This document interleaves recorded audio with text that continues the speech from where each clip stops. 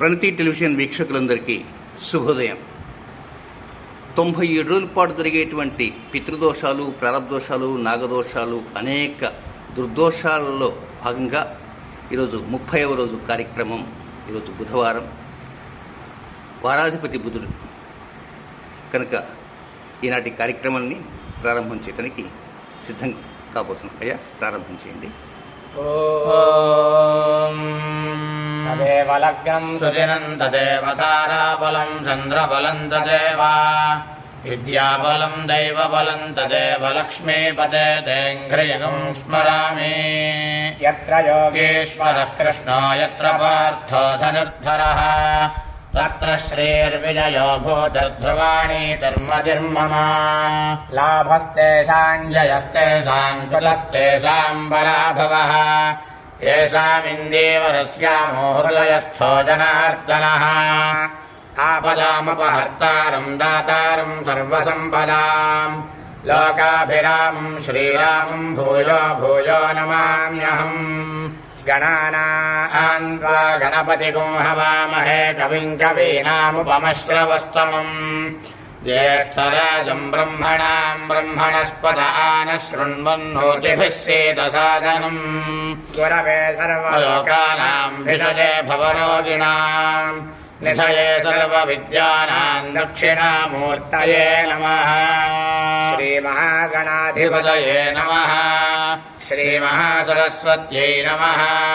श्रीगुरुभ्यो नमः. हरिः ओम्. अपवित्रः पवित्रो वा सर्वावस्थाङ्गतोऽपि वा यस्मरेत् पुण्डरीकाक्षं सबाह्याभ्यन्तरश्रुतिः. पुण्डरीकाक्ष पुण्डरीकाक्ष पुण्डरीकाक्षाय नमः. केशवाय स्वाहा. ॐ नारायणाय स्वाहा. ॐ माधवाय स्वाहा. गोविन्दाय नमः. विष्णवे नमः. मधुसूदनाय नमः. त्रिविक्रमाय नमः. वामनाय नमः. श्रीधराय नमः. ऋषिकेशाय नमः. पद्मनाभाय नमः. दामोदराय नमः. सङ्कर्षणाय नमः. वासुदेवाय नमः. प्रद्युम्नाय नमः. अनिरुद्धाय नमः. पुरुषोत्तमाय नमः. अधोक्षजाय नमः. नारसिंहाय नमः. अच्युताय नमः. जनार्दनाय नमः. उपेन्द्राय नमः. हरये नमः. श्रीकृष्णाय नमः. श्रीकृष्णपरब्रह्मणे नमः.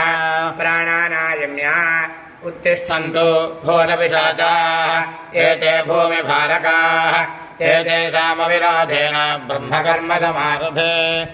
ॐ भूः ॐ भुवः ॐ सुवः ॐ महः ॐ जनः ॐ तपः ॐ सत्यम् ॐ दक्षपितर्वरेण्यं भर्गो देवस्य धीमहि धियो यो नः प्रचोदयात्.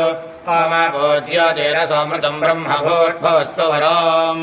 यजमानस्य उपात्तदुरिदक्षयद्वारा श्रीपरमेश्वरप्रीत्यर्थो शुभे शोभने मुहूर्ते श्रीमहाविष्णोराज्ञया प्रवर्तमानस्य अद्य ब्रह्मणः द्वितीयवरार्धे श्वेतवराहकल्पे वैवस्वतमन्वन्तरे कलियुगे प्रथमपादे जम्बूद्वीपे भारतवर्षे भरतखण्डे अस्मिन् वर्तमानव्यावहारिकचान्द्रमानेन श्रीक्रोधिनाम संवत्सरे उत्तरायणे वसन्तऋतौ चैत्रमासे कृष्णपक्षे सप्तम्योपरि अष्टम्याम् बुधवासरे शुभनक्षत्रे शुभयोगे शुभकरण एवं गुण विशेषण विशिष्टायाम् शुभतिथौ श्रीमान् गोत्रः. ॐ यजमानस्य भारद्वाजगोत्रोद्भवस्य रोहित शर्मा नामधेयस्य कौण्डिन्य गोत्रोद्भवस्य आदित्य शर्मा नामधेयस्य कैडिपालगोत्रोद्भवस्य देवेन्द्र नामधेयस्य पैडिपाल गोत्रोद्भवस्य माधवी नामधेयस्य मृडयान स्वस्ति. अमृतं वै प्राण अमृतमाप प्राणानुपयते. आपो वा इदगो सर्वं विश्वाभूता प्राणा वा आप फलव आपो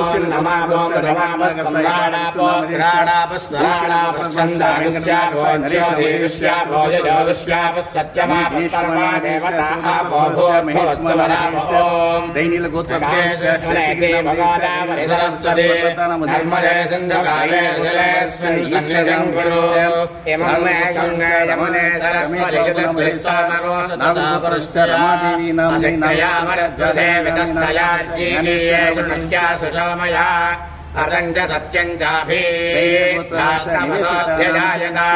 तथोरात्रजाय ततस्तमुद्रो अर्णवः समुद्रादर्णवादधिसंवत्सर अजायत अहोरात्राणि विदधत् विश्वस्य विशतो वशी सूर्या चन्द्रमसो जाता यथा पूर्वमकल्पयतु दिवं च पृथिवीं चान्तरिक्षमथो सुवः यत्पृथिव्या गोलजस्त्वमान्तरिक्षे विरोदसी इमागस्तदापो वर्णः पुरात्तखवर्षणः पुरं सुवसवः पुराशवर्णः पुरा भूतस्य मध्ये भुवनस्य गोप्ता तेन पुण्यकृतान् लोकानेश मृत्योर्हिरण्मयम् या वा पृथिव्योर्हिरण्मयकोशगश्रितकोशवः काण्डात् प्ररोहन्ति एवानो दूर्भे प्रदनुसहस्रेण शतेन च या शतेन प्रधनोरिसहस्रेण विरोहसि तस्यास्ते देवीस्तके विधेमहविषा या अफला अपुष्पायाश्च पुष्पिणी बृहस्पतिप्रचोदास्तानामञ्जन्तगोहसमनुवीर्यं वधूरिमागो समेधवस्यत सौभाग्यमुस्के दत्तायाधास्तं विपरेत आकलशे सुधावति पवित्रे परिषिच्यते उक्थैर्यज्ञेषु वर्धते हरितनाम्नीं विलिचर्लगोत्रस्य दिनेश नामधेयस्य सहस्रभाद सभोमन् विश्वदा वृत्ता अत्यतिष्ठत्तदाङ्गुलम् सर्वं यत्कोदं यच्च भव्यम् पुतामृतत्वस्येषानः यदन्नेनातिरोहति अमृतस्य गोपाम् पुण्यामस्या उपशृणामि वाचम् महीम् देवीम् विष्णुपत्नीमजूर्याम् प्रदेशे मेनाको हविषा यजामः त्रेधा विष्णुरलगायो विचक्रमे महीम् देवम् पृथिवीमन्तरिक्षम् तच्छोलैतिश्रव इच्छमाना पुण्यकृष्लाकं यजमानाय कृण्वति प्रजाकृत्येनमिष्टापूर्तेधामयञ्च पुनः कृण्वग्रस्ता वितरञ्जमानमन्वादं विष्णुर्विचक्रमे त्रेधा निदधे पदम् समूढवस्य वागोसुरे सहस्रधीर्णा पुरुषसहस्राक्षसहस्रपाद सभोमिं विश्वजा वृद्धात्यतिष्ठद्दशाङ्गुलम् सर्पेभ्यो हविरस्तजुष्टम् आश्रेषायेषामनयन्ति चेतः ये अन्तरिक्षम् पृथिवीम् क्षयन्ति तेन सर्पासो हवमागमिष्ठाः ये रोचने सूर्यस्यापि सर्पाः ते दिवम् देवीमनुसञ्चरन्ति येषामाश्रेषा अनुयन्ति कामम् तेभ्यः सर्पेभ्यो मधमज्जुहामि ज्येष्ठामननक्षत्रमेति यस्मिन् वृत्रम् वृत्रदोर्ये ततार तस्मिन् वयमृतम् दुहानाः स्वधन्दरे मदरिदन्दरिष्टिम् पुरन्दराय वृषभाय धृष्णवे अषाढाय सहमानाय मेढुषे ज्येष्ठामधमद्दुहाना पुरङ्गणाय लोकम् पूषारेवत्यन्वेति पन्था पुष्टिपदे पशुभावाजपस्यो इमानि हव्या प्रयदाजुषाणा सुगैर्नोयानैरुपयातां यज्ञम् क्षुद्रान् पशोन्नक्षतुरेवतीनः गावो न अस्माको अन्वेतु पूषा अन्नको रक्षन्तौ बोधा विलोपो वाचको सनतां यजमानाय यज्ञो अधिदेवता प्रत्यधिदेवता सहिता नक्षत्रपूर्वका श्रवणा नक्षत्रपूर्वका आश्लेषा नक्षत्रपूर्वका ज्येष्ठा नक्षत्रपूर्वका रेवती नक्षत्रपूर्वका तत्तद्देवता आवाहनं तत्पूजनं करिष्ये ప్రణతి టెలివిజన్ వీక్షకులందరికీ మరొక చిన్న గమనిక. భానుడి ప్రతాపం ఇప్పుడే ప్రారంభమైంది. ఎంత ముందుగా కార్యక్రమాన్ని ప్రారంభం చేసినా కూడా ఇక్కడ కెమెరాతో షూట్ చేస్తే కష్టంగా ఉన్న కారణంగా ముందు భాగము చివరి భాగం మాత్రమే నేను షూట్ చేస్తున్నాను. మధ్య భాగాన్ని షూట్ చేయలేకపోతున్నాను. ఎంచేతంటే షూట్ చేసేది కూడా నేనే. ఇక్కడ కేవలం ఋత్విక స్వాములు నేను తప్ప మరొకరంటూ ఎవరు లేరు. కనుక ఈ చిన్న గమనికను మీరు గమనించగలరని తెలియజేస్తున్నాను.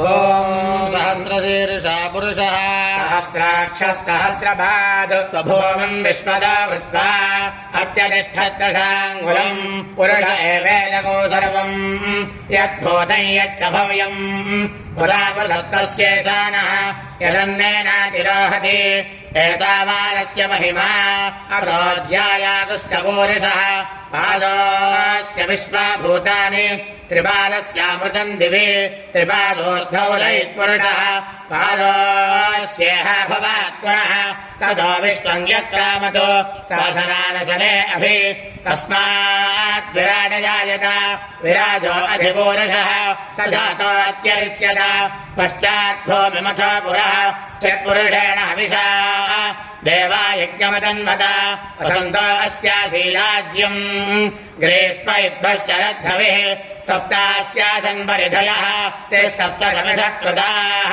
దేవా యజ్ఞం తన్వానాః అవధ్నన్ పురుషం పశుం తయ్యజ్ఞం మరిషి ప్రోక్షన్ పురుషం జాతమగ్రతః తేన దేవా అయజంత సాభ్యార్షయశ్చయే తస్మాద్యజ్ఞాత్ సర్వహుతః సంభృతం వృషరాజ్యం పశోగస్తాగశ్చక్రే వాయవ్యానో ఆరణ్యాన్ గ్రామ్యాశ్చయే తస్మాద్యజ్ఞాత్ సర్వహుతః అర్ధస్సామాని యజ్ఞరే ఛందాగోషయజ్ఞరే తస్మాద్ యజస్తస్మాదజాయత తస్మాదశ్వా అజాయంత ఏకే చ భయాదతః గావో యజ్ఞరే తస్మాజ్జాత అజావయః యత్పురుషం యదధో కటిధా వ్యకల్పయన్ ముఖం కిమస్య గౌ బాహు కాభూరూపాదా ఉచ్యతే బ్రాహ్మణోస్య ముఖమాసీత్ బాహోరాజన్యః కృతః ఊరో తదస్య యద్వైశ్యః పద్భ్యాగో శూద్రో అజాయత